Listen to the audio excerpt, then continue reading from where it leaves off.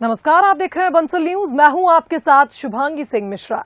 23 की तकरार किसकी सरकार? जी हां, हम बात कर रहे हैं विधानसभा चुनाव 2023 की।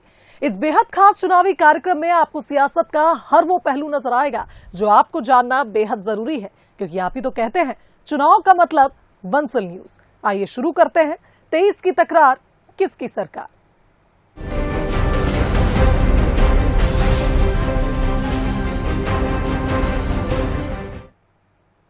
बात 23 की तकरार की है तो आज विंध्य की चर्चा करना भी जरूरी है। तुम मुझे 30 दो, मैं तुम्हें विंध्य दूंगा। इसी नारे के साथ उन अटकलों पर भी विराम लग गया है जिनके कयास काफी दिनों से लगाए जा रहे थे। मैहर के बीजेपी विधायक ने अलग विंध्य प्रदेश के नारे के साथ नई पार्टी का ऐलान कर दिया और ये भी साफ कर दिया कि ये पार्टी विंध्य की 30 सीट पर उम्मीदवार उतारेगी, जिसके बाद अब विंध्य को लेकर सियासी हलचल मच गई है, क्योंकि 2023 के चुनाव में बीजेपी और कांग्रेस की नजर विंध्य पर है। जो हमारा लक्ष्य है कि मध्य प्रदेश का पुनर्निर्माण कराएंगे और ये अभियान बहुत जल्दी 2 तारीख से 2 मई से बाबा बागेश्वर धाम महाराज की कथा चालू होगी। इसके बाद ये अभियान जिस तरह पहले हमारा चालू था, अब विंध्य की पार्टी का रजिस्ट्रेशन लगभग पूर्ण हो चुका है। विंध्य के लोग चुनाव लड़ेंगे, अपने दल से चुनाव लड़ेंगे और पार्टी बनाकर आप लोगों के बीच में आएंगे। आप लोग आशीर्वाद दीजिए। तो अब विंध्य की सियासी तस्वीर क्लियर है। बीजेपी कांग्रेस के साथ साथ मैहर विधायक नारायण त्रिपाठी के 30 उम्मीदवार भी सियासी अखाड़े में ताल ठोकते नजर आएंगे। अलग विंध्य की मांग कर रहे नारायण त्रिपाठी ने अपनी अलग पार्टी का ऐलान कर दिया है। जल्द ही इसका पंजीयन होगा और ये होगी विंध्य जनता पार्टी यानी बीजेपी। नारायण त्रिपाठी के इस ऐलान से विंध्य के न केवल सियासी समीकरण बदल गए हैं, बल्कि सियासी हलचल भी बढ़ गई है। अब समझ लेते हैं कि सियासत के लिए विंध्य कितना खास है। इन आंकड़ों को समझने के बाद अब विंध्य की अहमियत को समझ जाएंगे। विंध्य का सियासी समीकरण। विंध्य में 7 जिलों की 30 विधानसभा सीट है। रीवा, सतना, सीधी, सिंगरौली, शहडोल, उमरिया और अनूपपुर जिला शामिल। बीजेपी सरकार में विंध्य की अहम भूमिका। 30 सीटों में से 24 पर बीजेपी का कब्जा। 2018 में सिर्फ 6 सीटों पर जीती कांग्रेस। नारायण त्रिपाठी के ऐलान के बाद विंध्य से लेकर भोपाल तक सियासी हलचल बढ़ गई है। बीजेपी संगठन इस फैसले से नाराज है और प्रदेश अध्यक्ष वीडी शर्मा ने कार्रवाई के संकेत दिए हैं। वहीं कांग्रेस अपने तरीके से बीजेपी पर तंज कस रही है। अगर भारतीय जनता पार्टी का कोई विधायक है या कोई जिम्मेदार कार्यकर्ता है, वो कुछ ऐसा करता है तो जरूरी उस पर हम जो संगठन को जो आवश्यक निर्णय करने होंगे वो करेगा। चुनाव है, भारत का लोकतंत्र है। लोकतंत्र में सबको अपने अपने अधिकार हैं। निश्चित तौर पर ऐसे बहुत से आएंगे और क्योंकि लोगों को नाराज ही करते रहे और किसी का कोई भला किया नहीं है। जब ये अपने नेताओं को नहीं साध सकते तो बाकी क्या करें। शेखावत जी, बिश्नोई जी, त्रिपाठी जी, एक लंबी लाइन है जो बीजेपी में रह के आज ऐसा लग रहा है उनको दम घुट रहा है। आखिर ऐसा क्यों हो रहा है नेताओं का? तवज्जो नहीं, हिटलर शाही चल रही है, चाहे दिल्ली हो चाहे मध्य प्रदेश, हिटलर शाही की वजह से सब। अब 2023 में विंध्य की सियासी तस्वीर अलग होगी। समीकरण कितने बनते, कितने बिगड़ते हैं, ये तो अभी कहना जल्दबाजी होगा, लेकिन यह तय है कि 2023 की जंग में विंध्य का जलवा होगा और हर किसी की निगाह विंध्य पर होगी। Bureau report, Bansal news. और अब बात इलेक्शन टुडे की। इलेक्शन टुडे में आज की खबर है कॉन्फिडेंस वाली सियासत। 2023 के विधानसभा चुनाव से पहले बीजेपी के राष्ट्रीय महासचिव कैलाश विजयवर्गीय ने एक बड़ा दावा किया है। उन्होंने 2018 के चुनाव का जिक्र करते हुए कह दिया कि बीजेपी 2023 के लिए सीरियस है। वहीं 2018 से सबक तो कांग्रेस ने भी ले रखा है। इतना ही नहीं, विधानसभा चुनाव से पहले दोनों ही दल कॉन्फिडेंस दिखा रहे हैं। पिछली बार हम और कॉन्फिडेंस में थे। तो सुन लिया आपने, ओवर कॉन्फिडेंस की वजह से बीजेपी को 2018 के चुनाव में कम सीटें मिली थीं। ये बात भी कोई और नहीं बल्कि बीजेपी के राष्ट्रीय महासचिव कैलाश विजयवर्गीय मान रहे हैं। अब उनके बयान के मायने भी निकाले जाने लगे हैं। क्या विजयवर्गीय ने ओवर कॉन्फिडेंस की आड़ में बीजेपी की कुछ ऐसी गलतियों की ओर इशारा किया जो उसने 2018 में की थी? खैर, विजयवर्गीय के मुताबिक बीजेपी अब ओवर कॉन्फिडेंस वाली गलती नहीं दोहराने वाली। 2023 के विधानसभा चुनाव के लिए बीजेपी सीरियस है। देखिए, जैसे सड़कों पर उतर रहा है संगठन की मजबूती के लिए।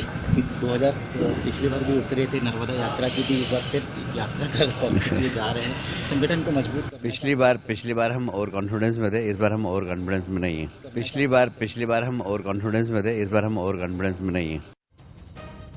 ओवर कॉन्फिडेंस की बात बीजेपी के अंदर से उठी तो कांग्रेस को भी बोलने का मौका मिल गया।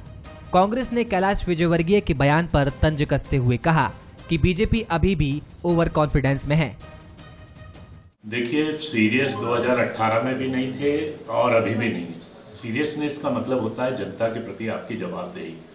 2018 के पहले का मध्य प्रदेश का जो जंगल राज था, वो सभी लोग जानते हैं कि मध्य प्रदेश के क्या हालात थे।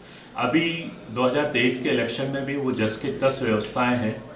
जनता के साथ जो किए गए वादे या संकल्प तो कहेंगे नहीं, क्योंकि ये वादे ही कहते हैं, वादों की सरकार है, तो और कॉन्फिडेंस की कोई बात नहीं है।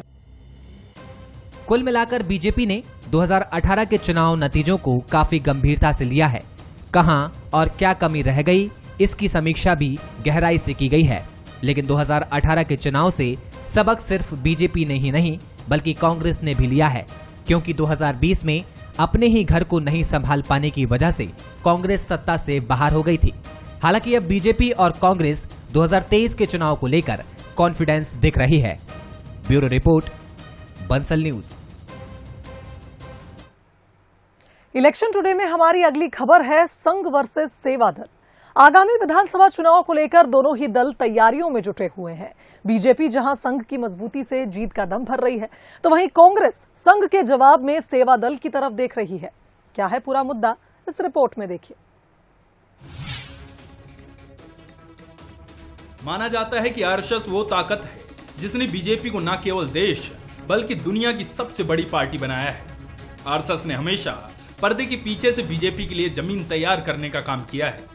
कांग्रेस ने देर से ही सही, लेकिन शायद अब ये सच्चाई को समझ लिया है कि बीजेपी को हराने के लिए उसे संघ जैसे ही एक मजबूत संगठन की मदद की जरूरत होगी। लिहाजा कांग्रेस अब संघ के तर्ज पर ही सेवा दल को एक्टिव कर रही है, जो बूथ स्तर पर पार्टी को मजबूती देने के साथ ही जीत के फैक्टर पर काम करेगा। पर देखिए, पहले हमने उन सीट को कॉन्सेंट्रेट किया है जो हम परंपरागत रूप से हार रहे हैं। लगातार हम हारते जा रहे हैं। उन सीटों पर हमारे बूथ के कार्यकर्ता हम स्थापित करेंगे। हमें कोई संघ से प्रेरणा लेने की आवश्यकता नहीं। कांग्रेस का अपना एजेंडा है, कांग्रेस के अपने नाम से, और संघ हमसे सीखा है। उसमें हमारा कैंप रहेगा और हम एक रविवारी प्रोग्राम भी चला रहे हैं। इसमें हमारा कार्यकर्ता मिलन समारोह कि किसी भी कार्यकर्ता के घर पर बैठकर एक संगोष्ठी जैसा करना, और 3 दिन का कैंप, 5 दिन का कैंप, जैसी सुविधा, जैसा उस क्षेत्र का जो भी डिमांड रहेगी, उस क्षेत्र की जो आवश्यकता होगी, उसके आधार पर। जाहिर है कि सेवा दल आरएसएस से भी पुराना संगठन है, लेकिन वक्त के साथ बीजेपी ने जिस तरह से अपने आप को गढ़ा और मजबूत किया है, उसका नतीजा एक पार्टी के तौर पर बीजेपी और नेतृत्व के तौर पर नरेंद्र मोदी के रूप में दिखता है। लेकिन जहां तक सेवा दल का सवाल है, वो वक्त के साथ कमजोर होता गया। अब जबकि कांग्रेस सेवा दल की तरफ देख रही है, ये कहना मुश्किल है कि वो संघ का कितना मुकाबला कर पाता है। देखो, कांग्रेस की हालत तो इतनी दयनीय है। अपने यहाँ कहावत है, तिल का ताड़ बनता है, राई का पहाड़ बनता है। तो कांग्रेस का सेवा दल तो ऐसा है, ना वो तिल बचाए ना राई बचाए, लेकिन उसको ऐसे प्रस्तुत कर रहे हैं, अरे कांग्रेस जो मेन बॉडी है वही अस्तित्व के लिए अपने फड़फड़ा रही है। नकल करने के लिए अकल लगती है, त्याग लगता है, समर्पण लगता है। एमपी में आने वाले दोनों विधानसभा और लोकसभा चुनाव में संगठनों की परीक्षा होगी, और जिसका संगठन मजबूत होगा उसके ही बाजी मारने की संभावना ज्यादा है। लेकिन यहाँ अच्छी बात यह है कि दोनों ही दल अपनी ताकत और कमजोरी समझ रहे हैं, लिहाजा लड़ाई काफी दिलचस्प होना तय है। Bureau report, Bansal news. तो चुनावी साल है और पार्टियां एक एक समीकरण को ध्यान में रख रही हैं। हर वर्ग को साधने की कवायद है। 14 अप्रैल को भीमराव अंबेडकर की जयंती है, तो वहीं 16 अप्रैल को ग्वालियर के मेला ग्राउंड में अंबेडकर जयंती को लेकर बीजेपी एक बड़ा कार्यक्रम भी आयोजित करने जा रही है। इसमें प्रदेश के मुखिया शिवराज सिंह चौहान भी शामिल होंगे। वहीं आपको बता दें कि बीजेपी के इस कार्यक्रम पर अब सियासत भी गरमाने लगी है। कांग्रेस का कहना है कि बीजेपी अंबेडकर के संविधान को नहीं मानती। एमपी के चुनावी साल में संविधान निर्माता डॉक्टर भीमराव अंबेडकर की जयंती पर सियासत गरमाने लगी है। 14 अप्रैल को अंबेडकर की जयंती है। 16 अप्रैल को ग्वालियर बीजेपी मेला ग्राउंड में बड़ा कार्यक्रम आयोजित कर रही है, जिसमें 1 लाख लोगों के आने की संभावना है। इस कार्यक्रम में मुख्यमंत्री शिवराज सिंह चौहान, राज्यपाल मंगू भाई पटेल, प्रदेश अध्यक्ष वीडी शर्मा सहित बीजेपी के कई मंत्री और विधायक शामिल होंगे। इसे चुनावी जमावट भी कहा जा रहा है, लेकिन पहले सुनिए कांग्रेस बीजेपी के कार्यक्रम पर क्या कह रही है। केवल भारतीय जनता पार्टी नहीं कर रही कार्यक्रम तो सरकार कर रही है, सरकार का पैसा बर्बाद कर रही है और वो सिर्फ केवल दिखावा कर रही है। उन ऐसी वोटरों को साधने के लिए कर रही है, चुनाव की दृष्टि से कर रही है, लेकिन उनका भरोसा बाबा साहब के संविधान में नहीं है। कांग्रेस बीजेपी पर संविधान को नहीं मानने का आरोप तो लगा ही रही है, साथ ही उसे लगता है कि बड़े बड़े कार्यक्रम कराने से बीजेपी को फायदा नहीं होगा, क्योंकि पब्लिक को सब पता है। हालांकि कांग्रेस के आरोप को बीजेपी सिरे से खारिज कर रही है। बीजेपी का कहना है कि कांग्रेस लोगों को बरगला रही है। कांग्रेस अंदर अपने गलेवान में झांक के देखे बाबा साहब की जन्मस्थली महू में, अगर महू में बाबा साहब की जन्मस्थली को यादगार और सुंदर बनाने का अगर किसी ने ऐतिहासिक काम किया है तो हमारे प्रदेश के मुख्यमंत्री माननीय शिवराज सिंह चौहान जी ने किया है। अनुसूचित जाति और जनजाति के लिए प्रदेश में 82 सीटें आरक्षित हैं, जिसमें से 7 सीटें ग्वालियर चंबल में आरक्षित हैं। कांग्रेस के भी ये कोर वोटर्स माने जाते हैं, लेकिन इस बार सियासी समीकरण चुनौतीपूर्ण हो सकता है, क्योंकि बसपा और सपा के अलावा भीम आर्मी, आम आदमी पार्टी भी चुनावी मैदान में उतरने का मन बना चुकी है। ऐसे में वोटों के बंटने का डर बीजेपी को भी है और कांग्रेस को भी। उमेश पारशर, बंसल न्यूज, ग्वालियर। कर लेते हैं हमारे बेहद खास सेगमेंट बूथ बाजा का। बूथ बाजा में हम सीधे बूथ के स्तर पर जाकर सियासी मिजाज को समझने की कोशिश करते हैं, और आज हम आपको लिए चलते हैं विंध्य की बेहद खास सीट रीवा। रीवा जहां कभी राजघराने का दबदबा रहा, लेकिन बीते 4 चुनावों से बीजेपी के राजेंद्र शुक्ल यहां से जीतते आ रहे हैं। ये सीट बीजेपी का अभेदगढ़ माना जाता है, और क्या है 2023 के लिए सियासी समीकरण, आइए समझते हैं। मध्य प्रदेश में आगामी नवंबर 2023 में विधानसभा चुनाव होने हैं और इसके लिए मात्र 11 महीने का ही समय बचा है। ऐसे में भाजपा और कांग्रेस दोनों ही पार्टियां चुनावी सरगर्मियों में लग गई है।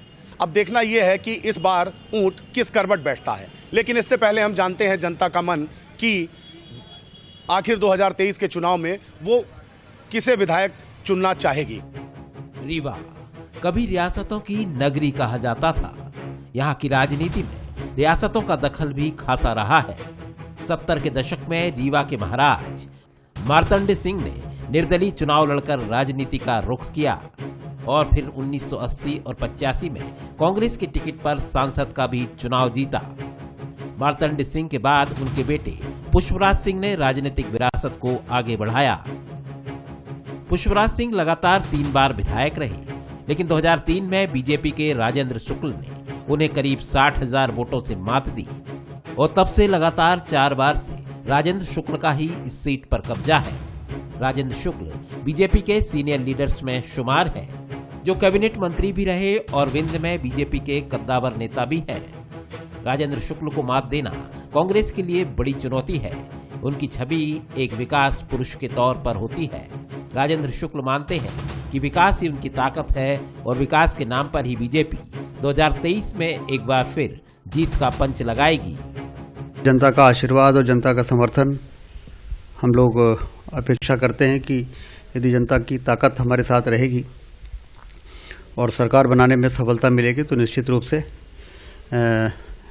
वो सारे काम जिस तरीके से पिछले 15 वर्षों का 20 वर्षों में भारतीय जनता पार्टी ने किस तरह से सड़कों की हालत बदली है, किस तरह से बिजली में सुधार किया है, किस तरह से सिंचाई का रेगवे को बढ़ाकर हरित क्रांति लाने का काम किया है। तो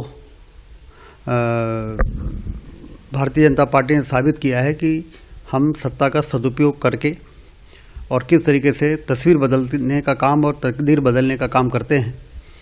और कांग्रेस का कुशासन 20 साल पहले का लोग जरूर भूल गए थे, लेकिन 15 महीने की कमलनाथ जी की सरकार के कारण फिर से लोगों को समझ में आ गया है कि कांग्रेस सरकार बनाने के लिए वोट तो मांगती है, लेकिन उसके बाद विकास से उनका कोई संबंध होता नहीं है। भ्रष्टाचार, ट्रांसफ़र, इस प्रकार के कामों में सरकार उलझ जाती है। इसलिए 2023 में जो चुनाव होने वाले हैं उसमें जनता का पूरा आशीर्वाद भारतीय जनता पार्टी को मिलेगा। 20 साल से जीत के लिए मेहनत कर रही कांग्रेस इस बार उत्साह से भरी हुई है। वजह भी है क्योंकि कांग्रेस ने हाल ही में हुए निकाय चुनाव में 24 साल का सूखा खत्म किया है और 24 साल बाद निगम के महापौर पद पर कब्जा किया है। कांग्रेस के अपने दावे और तर्क हैं और भरोसा यही है कि निगम की तरह विधानसभा चुनाव में भी कांग्रेस परचम लहराएगी। हमने जो महापौर के चुनाव में भी अपनी बात की थी, हम वो विकास नहीं करना चाहते जो हवाई हो, हम विकास करना चाहते हैं रीवा की जनता के लिए। आप ये बताओ, हमारे यहाँ शहर के अंदर 45 वार्ड हैं, एक वार्ड मुझे आप ऐसा बता दो जिसमें नाली, सड़क, पानी का काम पूरा हो गया हो, बिजली का। मतलब आप 23 साल से आपका महापौर है, एक प्रभावशाली मंत्री यहाँ 18 साल से विधायक है, और उसके बावजूद क्या पोजीशन है यहाँ? क्या आप अच्छा बात सिर्फ विकास ही की करते हो और कोई दूसरी बात नहीं करते? और एक वार्ड ऐसा आप बता दो जो रीवा में विकसित कहा जा सका हो, पूर्ण रूप से विकसित किया जा सका, कहा जा सका हो। इससे बहुत अच्छी हालात तो हमारी सन 1980-85 के समय रीवा शहर की थी। कांग्रेस का कोई भी प्रत्याशी चुनाव लड़ेगा, देखिए मैं आपको बता रहा हूँ, रीवा जिले के अंदर जैसे पिछली बार भारतीय जनता पार्टी ने 8 सीट में क्लीन स्वीप किया था, इस बार यहाँ कांग्रेस क्लीन स्वीप करेगी 8 सीट में। रीवा में कुल 2,17,95 वोटर हैं। अधिकतर वोटर ब्राह्मण, ठाकुर, पटेल और मुस्लिम हैं। यहाँ ब्राह्मण निर्णायक हैं, लेकिन शहरी विधानसभा होने के कारण व्यापारी वर्ग का भी प्रभाव इस सीट पर रहता है। विकास की बात करें तो रीवा में विकास नजर आता है, लेकिन जनता क्या सोचती है ये जानना भी जरूरी है। रीवा में विकास माननीय जी ने बहुत अच्छा किया है और बहुत अच्छा, मतलब रीवा को पहले के अकॉर्डिंग आपके अकॉर्डिंग हमारा रीवा बहुत सुंदर है, पर रोजगार नहीं मिल पा रहा है। अब अपने को रोजगार चाहिए। और निवेदन करना है कि सरकार की जो पिछली योजनाएं थी, जैसे हरिजन आदिवासी सामान्य लोगों को भी इन्होंने PM आवास के तहत जो है पैसा उपलब्ध कराया है। इससे निचले स्तर में यदि मतलब जो है इन कार्यक्रमों को में कुछ गड़बड़ी हुई, भ्रष्टाचार हुआ है, इसका भी जो है चुनाव में असर पड़ेगा। विकास तो किए हैं, सत्य बात है, लेकिन उसके साथ महंगाई को भी तो देखना है ना। हम कहते हैं ठीक है विकास तो है, विकास के लिए बिल्कुल हम मानते हैं कि विकास अच्छा हुआ है, बहुत ही अच्छा हुआ है, लेकिन उसके साथ ज़रूरतें भी होती हैं लोगों की, है ना। रोज़मर्रा की ज़िंदगी, रोज़ कमाने वाले, रोज़ खाने वाले, खर्चे इतने महंगे हो गए हैं, सब सारी चीज़ें, महंगाई इतनी बढ़ गई है कि लोग खर्चे ही नहीं मेंटेन कर पा रहे हैं, तो उसको भी तो देखना ज़रूरी है ना। हो गया, बहुत सारे काम हुए हैं, विकास हुए हैं, रीवा शहर में बहुत सी चेंजिंग आई है। विधानसभा का मिजाज और सियासी समीकरण बदला हुआ है। कांग्रेस में 20 साल बाद उत्साह की लहर दौड़ी है, तो बीजेपी अपने 20 साल के कामों की दम पर आत्मविश्वास से भरी हुई है। यानी 23 की तकरार यहाँ जोरदार होने वाली है। अंचल शुक्ला, बंसल न्यूज। तो चलिए अब रुक कर लेते हैं हमारे अगले सेगमेंट बोले तो नेताजी का। बोले तो नेताजी में मुलाकात करिए छिंदवाड़ा की परासिया सीट से 2 बार विधायक रहे ताराचंद बावरिया से। कोयलांचल क्षेत्र में बीजेपी का कद्दावर चेहरा है ताराचंद बावरिया, और ताराचंद 2023 को लेकर रणनीति बनाने में जुटे हुए हैं। आइए जानते हैं क्या है 2023 को लेकर बीजेपी की रणनीति। ताराचंद बावरिया हमारे साथ है, हम उनसे बात करते हैं। सर, आपका बंसल न्यूज में स्वागत है। परासिया विधानसभा है, कोयलांचल क्षेत्र की है, क्या लग रहा है आने वाले चुनाव में? देखिए, परासिया कोयलांचल क्षेत्र है, आने वाले चुनाव में भारतीय जनता पार्टी परासिया विधानसभा क्षेत्र से सर्वाधिक मतों से विजय हासिल करेगी। पीसीसी चीफ छिंदवाड़ा के हैं, उनका छिंदवाड़ा में होना कितना प्रभाव डालेगा? देखिए, पीसीसी छिंदवाड़ा में कमलनाथ जी हैं, लेकिन पिछले लोकसभा चुनाव में उनके पुत्र नकुलनाथ जो सांसद चुनाव लड़े थे परासिया विधानसभा क्षेत्र से 5500 वोट से हारे थे, जबकि वो मुख्यमंत्री थे। इसलिए परासिया में भारतीय जनता पार्टी का संगठनात्मक ढांचा बहुत मजबूत है। हमारी नीति नियत और नेता हमारे स्पष्ट हैं। मोदी जी के नेतृत्व में पूरा देश और शिवराज जी के नेतृत्व में पूरा मध्य प्रदेश विकास के नया आयाम छुआ है। आने वाले समय में और अच्छे परिणाम को देखने मिलेंगे और जिले की 7 सीट भारतीय जनता पार्टी कमल फूल खिलेगा और लोकसभा इस बार भारतीय जनता पार्टी कमल का फूल छिंदवाड़ा से खिलने जा रहा है। अब परासिया विधानसभा की हम बात करें तो क्या मुद्दे हैं इस चुनाव में जो प्रभाव डालेंगे, जिसको लेकर आप लोग मैदान पे जाएंगे? देखिए, परासिया विधानसभा क्षेत्र में मध्य प्रदेश शासन की योजनाएं, जैसे भी लाडली बहना योजना माननीय मुख्यमंत्री चालू की है, उस योजना के माध्यम से हर घर में महिलाओं के बीच में भारतीय जनता पार्टी का और आधार मजबूत हुआ है। जितनी भी राष्ट्रीय स्तर की योजना चल रही है उनका प्रभाव घर घर तक पहुंच चुका है और अब लोग समझने लगे हैं कि कौन सी पार्टी, कौन सी सरकार उनके हितों को काम करती है। अमित द्विवेदी, बंसल न्यूज, परासिया। तो इसी के साथ हमारी खास पेशकश में फिलहाल इतना ही। दीजिए इजाजत, नमस्कार।